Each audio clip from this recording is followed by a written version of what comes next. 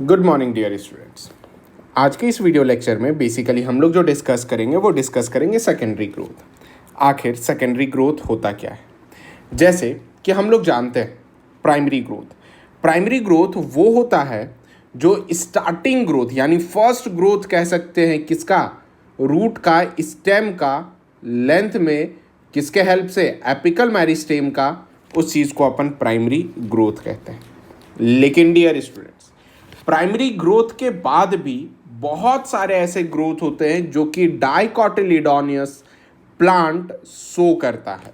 जैसे कि increase in गर्थ का मतलब होता है डायमीटर मतलब कि जो टोटल एरिया है, जैसे आप समझो ना, तो गर्थ मतलब डायमीटर होता है और डायमीटर का गुजराती टर्म्स क्या है तो मैं बता नहीं सकता हूँ, लेकिन आपके लिए अगर टर्म समझो तो अगर ये प्लांट है, समझिए, अगर ये प्लांट है तो ये अपना गर्थ बढ़ाएगा यानी डायमीटर बढ़ाएगा।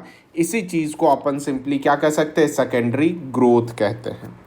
हालांकि डाइकॉट की स्टेम और रूट्स में खास करके सेकेंडरी ग्रोथ ऑब्जर्व किया जाता है, जिसमें लेटरल मेरिस्टेम काफ़ी ज़्यादा एक्टिव होता है और कह सकते हो कि यही लेटरल मेरिस्टेम के वजह से बेसिकली क्या होता है बेटा, वस्कुलर कैम्बियम और कॉर्क कैम्बियम एक्टिव होता है। क्या चीज़, वस्कुलर और कॉर्क कैम्बियम क्या होते हैं, एक्टिव होते हैं। और फाइनली क्या करता है, थिकनेस को इंक्रीज करवाता है और यही चीज का नाम अपन क्या देते हैं, सेकेंडरी ग्रोथ कंसिडर करते हैं। डियर स्टूडेंट्स, एक और बात आप समझो कि अब क्या है कि सेकेंडरी ग्रोथ क्यों हो रहा है भाई, तो सेकेंडरी टिश्यूज को ऐड होने की वजह से ना सेकेंडरी ग्रोथ हो रहा है।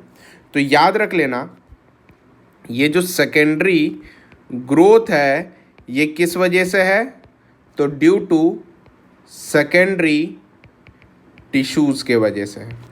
किसके वजह से है, सेकेंडरी टिश्यूज के वजह से है, जिसका example secondary cortex, secondary phloem, secondary xylem है। डियर स्टूडेंट्स, नाउ अब हम लोग कुछ टर्म देखेंगे, टर्म्स इन द सेंस कि जो वस्कुलर कैम्बियम में है। जैसे वस्कुलर कैम्बियम में जिस चीज़ को अपन कहते हैं मेरिस्टेमेटिक लेयर, क्या चीज़, मेरिस्टेमेटिक लेयर है जो कि रेस्पॉन्सिबल किस चीज़ के लिए है, तो कटिंग है वस्कुलर टिश्यूज जिसे जाइलम एंड फ्लोएम कहते हैं, जो एग्जाम्पल किसका है, वस्कुलर कैम्बियम में। जैसे कि नए और यंग स्टेम्स में अब ये जो जाइलम और फ्लोएम मतलब जलवाहिकी और अन्नवाहिकी पैचेज में प्रेजेंट होते, धब्बे में, और सिंगल लेयर प्रेजेंट होता है किसमें, जाइलम और फ्लोएम के बीच में। आगे चल करके ये कंपीट करता है किस फॉर्म पे, रिंग के फॉर्म में। डियर स्टूडेंट्स, यहाँ पर दो टाइप आप अच्छे तरीके से जानते हो कैम्बियल रिंग में, पहला इंट्राफेसिक्युलर कैम्बियम, दूसरा इंटरफेसिक्युलर कैम्बियम। समझो, अगर जो सेल प्राइमरी जाइलम और प्राइमरी फ्लोएम के बीच में प्रेजेंट हो उसे इंट्राफेसिक्युलर कैम्बियम कहते हैं। कैम्बियम का तो मतलब पता है ना कि जाइलम और फ्लोएम के बीच में प्रेजेंट होना। अब ये इंट्रा का मतलब होता है बेटा विदिन, क्या, विथ इन यानी उसके अंदर, और फेसिकल का मतलब जो होता है, इसका मतलब होता है बंडल, और इस जगह पर बंडल किसका, तो एक अन्नवाहिकी, ये सॉरी जलवाहिकी का और अन्यवाहिकी का। सेम चीज अगर इंटर का मतलब देखा जाए तो बिटवीन, क्या चीज, बिटवीन। फेसिकल का मतलब बंडल।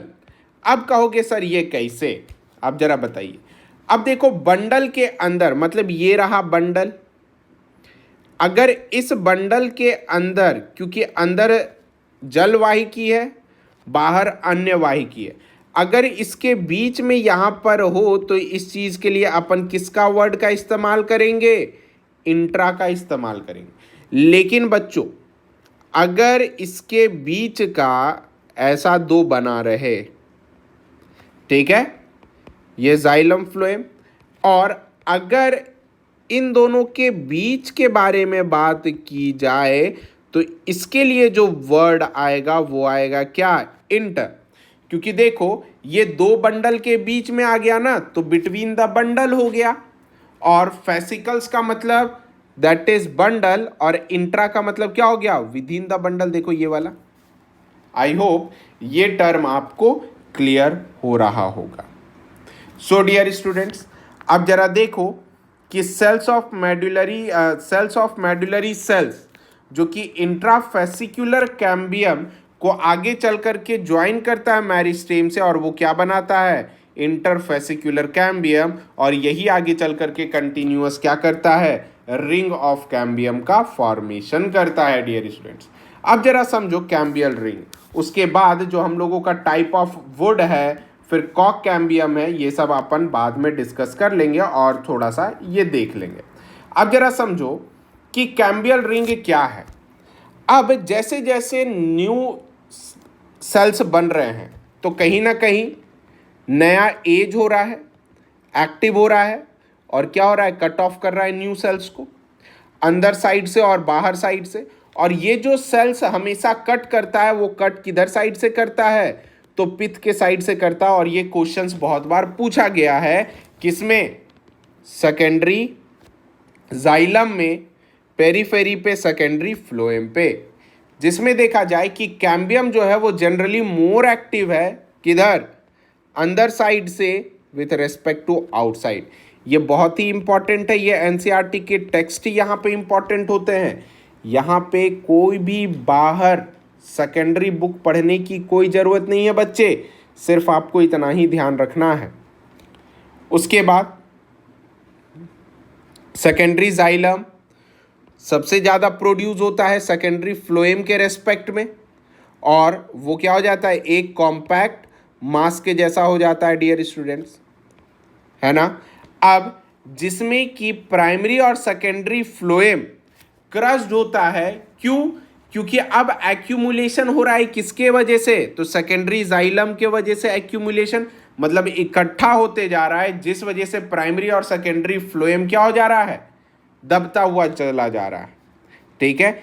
जिसमें कि जो प्राइमरी फ्लोएम है वो मोर या फिर लेस कह सकते हो कि इससे उतना ज़्यादा इंटैक्टेड नहीं रहेगा, मतलब मिला हुआ नहीं रहेगा, ठीक है, जो कि सेंटर पर है। और फाइनली एक कैम्बियम फॉर्म करेगा, एक नैरो बैंड पैरेनकाइमा का, जो पोसेस करेगा सेकेंडरी जाइलम, यानी पैरेनकाइमा का कैम्बियम में एक बैंड बनेगा जो सेकेंडरी जाइलम का बना होगा, और सेकेंडरी फ्लोएम किस डायरेक्शन में होगा?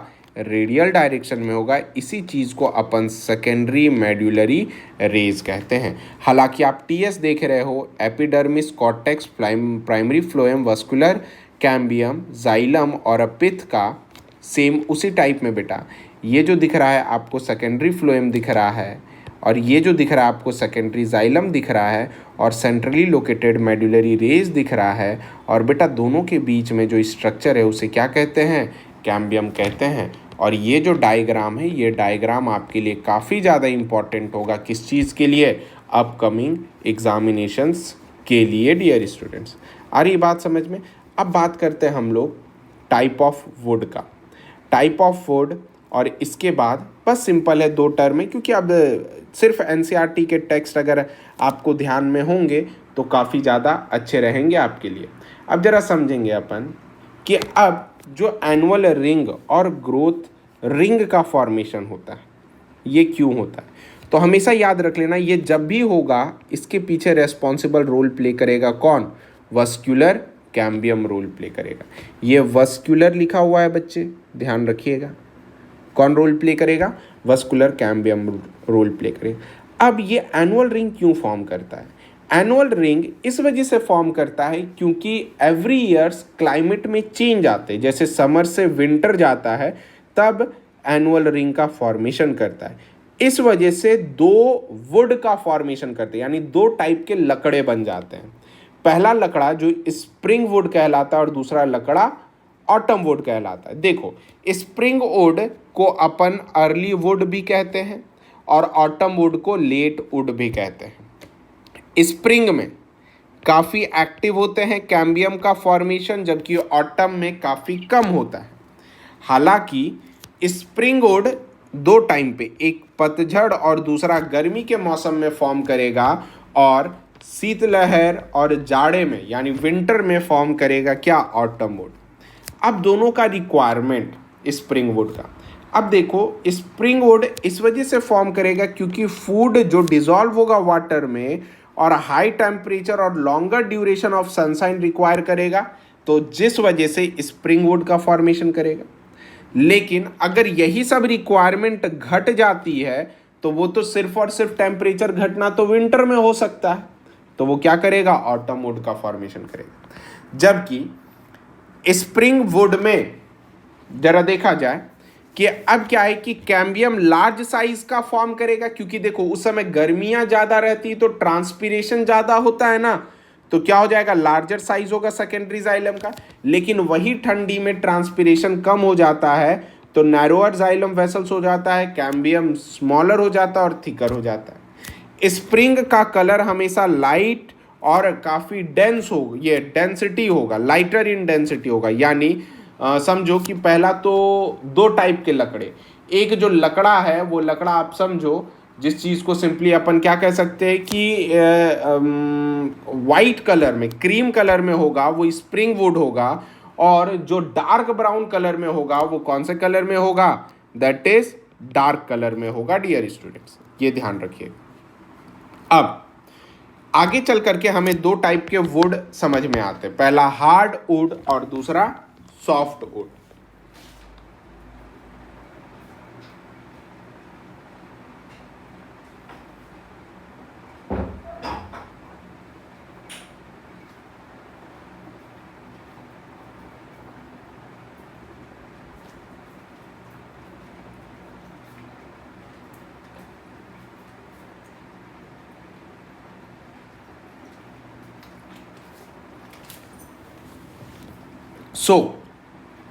स्टार्ट करते हैं हार्डवुड और हार्डवुड टाइप। अब ये हार्डवुड टाइप है क्या, मतलब नाम से तो क्लियर होगा कि भाई बहुत ठोस होगा, लेकिन बच्चे हार्डवुड जो है ये दो टाइप का होगा, एक रिंग पोरस होगा और एक डिफ्यूज पोरस होगा। रिंग का मतलब हो गया कि एक सर्कल टाइप में होगा लेकिन कुछ इस टाइप में, और पोरस का मतलब कि छेद प्रेजेंट होंगे ताकि वाटर डिफ्यूज कर सके। डिफ्यूज बेटा कुछ इस टाइप में होगा, दिख रहा है, कंप्लीट रिंग में नहीं होगा। अब जरा देखो, रिंग और पोरस वुड कोल्ड रीजन में पाया जाता है, टेम्परेट रीजन पे, जबकि डिफ्यूज ट्रॉपिकल यानी हॉट रीजन में पाया जाता है। रिंग वुड में एनुअल रिंग डिस्टिंक्ट होता है, ठीक है, जबकि डिफ्यूज वुड में यूनिफॉर्म मतलब एक समान डायमीटर का होगा। हालांकि रिंग वुड में वेसल्स जो होंगे लार्जर होंगे, ठीक है, स्प्रिंग वुड इसमें ज़्यादा होगा किसके, ऑटम वुड के कंपेयर में, जबकि डिफ्यूज और पोरस वुड में gradual change in a size of element, example Acer and Betula. ये दो एग्जाम्पल है, इसमें चेंज आ जाता है बच्चे, ठीक है। नेक्स्ट, रिंग और पोरस वुड कहते हैं, ठीक है, क्यों, क्योंकि इसके पास स्पेशलाइज्ड होता है ताकि ये कंडक्ट कर सके मोर वाटर पे, ठीक है, जैसे कासिया, डेब्रिया, क्योरकस, जिसे ओक ट्री कहते हैं। डियर स्टूडेंट्स, ये रिंग और पोरस वुड आपके लिए इंपॉर्टेंट होगा, और हालांकि डेफिनेशंस और डिफरेंस इससे बहुत ज़्यादा है, लेकिन यही डिफरेंस आपके लिए इंपॉर्टेंट होंगे। कारण पता है डियर स्टूडेंट्स, यहाँ पे जो नीट जो क्वेश्चंस पूछता है चैप्टर नंबर 6 से, वो मोस्टली आपके प्रैक्टिकल से पूछे जाते हैं। किससे पूछे जाते हैं? प्रैक्टिकल से पूछे जाते हैं। और जब आप प्रैक्टिकल करोगे ना तो ये सब टर्म आपको बहुत अच्छे तरीके से डिटेल्ड हो जाएगा। इस वजह से इसमें पैनिक करने की कोई ज़रूरत नहीं है। कारण वुड के जो टाइप्स हैं बस आपको इसमें रटना ही रटना है। ठीक है, नेक्स्ट। अब क्या है एक्चुअल में वुड किसे कहते हैं, समझो। वुड अगर देखा जाए तो इसमें बहुत सारे सेलुलर सब्सटेंस होते हैं, जिसमें सारे टाइप ऑफ टिश्यूज इनर से लेकर के कैम्बियम, जाइलम और पिथ तक प्रेजेंट होते हैं। उसको अपन क्या कहते हैं? वुड कहते हैं। हालांकि सेकेंडरी जाइलम वुड में काफ़ी ज़्यादा लार्ज अमाउंट में पाया जाता है और जो कि फॉर्म करता है बल्कि वुड को। ठीक है डियर स्टूडेंट्स, जैसे एक एमसीक्यूज था इसमें कि पाइन जो है वो सॉफ्टवुड होता है, और बस आप इतना ही समझो सॉफ्टवुड होता है, क्योंकि जब एमसीक्यूज बनाओगे देन आप पाइकोनोक्साइलिक कह सकते हो, है ना। वो क्या होता है ये आगे डिस्कस कर लेंगे। अब वुड में सेल्यूलोज 20 से 50% होता है। 20 से 50% से जो बच गए वो लिग्निन और हेमी सेल्यूलोज होता है। मैक्सिमम पार्ट इसके डाइकॉट होते हैं और किसके बने होते हैं? वेसल्स और फाइबर्स के बने होते हैं। जैसे पाम वुड एंड बाम्बू जो कि पुअर मैन वुड कहलाता है, ये इस वजह से फॉर्म करता है। क्यों? क्योंकि उस जगह पर प्राइमरी मैरिस्टेमेटिक एक्टिविटी होता है और इसी के वजह से एनुअल रिंग बेसिकली क्या होता है? एनुअल रिंग बोलो एब्सेंट होता है। कोई दिक्कत? नेक्स्ट। अब वुड के दो टाइप होते हैं, ये सॉफ्ट वुड और hard wood. Soft non porous होता है, हार्ड पोरस होता है। यही डिफरेंस है बेटा। अब कहोगे सर हार्ड में पोरस का मतलब जिसमें आर पार जा सकते उसे पोरस कहते हैं, यही डिफरेंस है। अब ये सॉफ्टवुड होमोजाइलस होगा, और ये होमोजाइलस का मतलब इसका जाइलम एक समान होगा जो सिर्फ जिम्नोस्पर्म में दिखते हैं। ये हेट्रोजाइलस होगा, डिफरेंट टाइप्स ऑफ जाइलम दिखेगा, और हार्डवुड एंजियोस्पर्म में होते हैं।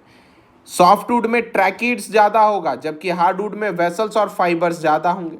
सॉफ्टवुड में जाइलम, पैरेन्काइमा, वेसल्स और फाइबर एब्सेंट होगा जबकि हार्डवुड में ट्रैकिड्स, जाइलम, पैरेन्काइमा काफ़ी कम होंगे, फ्यू होंगे। इसमें सॉफ्ट में रेसिन कैनाल का मतलब ये समझ लो एक स्त्राव होता है। ठीक है, वो किसके जैसा? तो क्रीम कलर का लिक्विड हनी के जैसा वुड से बाहर आता है, उसे रेसिन कहते हैं, और वो जिस कैनाल से बाहर आता है उसे रेसिन कैनाल कहते हैं। सॉफ्टवुड फ्रेमवर्क के लिए काफ़ी इंपॉर्टेंट होता है, जैसे देवदार, सेड्रस, पाइनस, ये सब थिएटर में इस्तेमाल किए जाते हैं पाइनस, ताकि साउंड प्रूफ रूम का फॉर्मेशन कर सके। ठीक है, जबकि इसमें हार्डवुड में रेजिन कैनाल एब्सेंट होते हैं और ये कंस्ट्रक्शन वर्क के लिए सही होता है, जैसे टीक, टैक्टोना, ग्रैंडेस, साल, सियोरिया, सीसम, दाल बर्गिया। ये तीनों के साइंटिफिक नेम आपको याद रखने हैं क्योंकि मार्केट के सबसे कॉस्टलीस्ट में से हैं। नाउ डियर स्टूडेंट्स, अब बात करते हैं, ये तो सॉफ्टवुड टाइप रहा, अब हार्डवुड टाइप करते हैं। हार्डवुड बेटा दो टाइप का होता है, एक रिंग पोरस होता है, एक डिफ्यूज पोरस होता है। रिंग पोरस का मतलब मैंने पहले भी समझाया था, ये रिंग और ये क्या हो गया? ये डिफ्यूज हो गया। ठीक है, रिंग पोरस वुड में टेम्परेट कोल्ड रीजन में होता है, ये हॉट रीजन में होता है। अब रिंग पोरस वुड जिसमें एनुअल रिंग डिस्टिंक्ट होता है, डिफ्यूज में एक समान डायमीटर का होता है। क्लियर है? नेक्स्ट, इसमें वेसल्स, रिंग पोरस में वेसल्स काफ़ी ज़्यादा होता है, यानी स्प्रिंग वुड ज़्यादा होता है ऑटम वुड में, और इसमें ग्रेजुअल चेंजेस होता है एलिमेंट और एसर का। बेटा ये ऑलरेडी शायद मुझे याद है, मैं पढ़ा दिया था, है ना। फिर से वो पेज रिपीट कर गया था, इसे हटा ही देते अपन।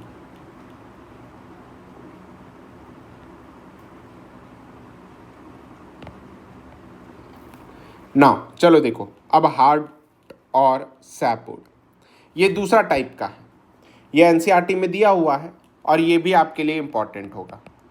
अब हार्टवुड और सैपवुड क्या है समझो। दोनों तो पहले याद रख लेना सेकेंडरी जाइलम के एक्टिविटी से फॉर्म करते हैं, ये भी सेकेंडरी जाइलम के एक्टिविटी से फॉर्म करता है। हार्टवुड, हार्ट सेंटर में पार्ट होता है, काफ़ी वजनदार होता है, इस वजह से हार्टवुड डार्कर इन कलर होता है। सैपवुड लाइटर इन कलर होता है। इसे हार्टवुड इस वजह से कहते हैं क्योंकि ये ड्यूरामेन है, आउटसाइड में सबसे ज़्यादा ऑब्जर्व होता है, जबकि सैपवुड दैट इज एल्ब्यूनम कहलाता है।